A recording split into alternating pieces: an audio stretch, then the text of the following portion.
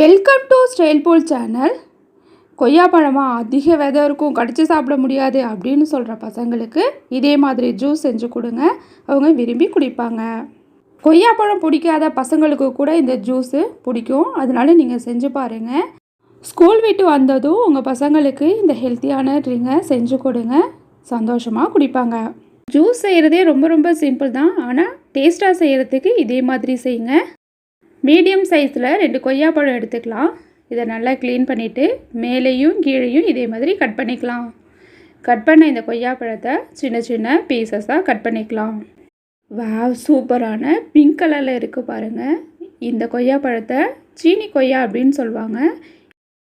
இது நார்மல் கொய்யாப்பழத்தை விட கொஞ்சம் இனிப்பு அதிகமாக இருக்கும், அதனால தான் நான் ஜூஸுக்கு இந்த கொய்யாப்பழத்தை எடுத்திருக்கேன்.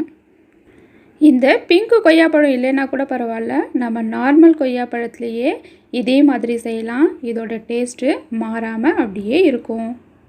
இப்போ எல்லாத்தையும் கட் பண்ணியாச்சு. இப்போ இது ஒரு மிக்ஸி ஜாருக்கு மாற்றிக்கலாம். இப்போ இது கூட ஒரு துண்டு இஞ்சி, டேஸ்ட்டுக்காக சால்ட்டு கொஞ்சம் சேர்த்துக்கலாம். 2 டேபிள் ஸ்பூன் நாட்டு சர்க்கரை சேர்த்துக்கலாம். இதை ஃபஸ்ட்டு பேஸ்ட்டாக இதே மாதிரி அரைச்சிக்கலாம். இப்போ இது கூட தேவையான அளவு தண்ணி சேர்த்துட்டு நம்ம ஜூஸை அரைச்சிக்கலாம். இப்போ பாருங்கள், ஃபுல்லாக அரைச்சாச்சு.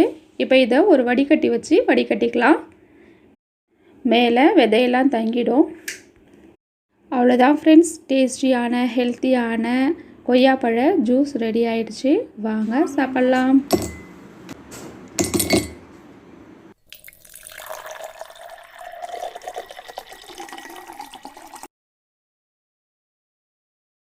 இந்த ரெசிபி பிடிச்சிருந்ததுன்னா லைக் பண்ணுங்கள், மறக்காமல் உங்கள் ஃப்ரெண்ட்ஸ்க்கும் ஷேர் பண்ணுங்கள்.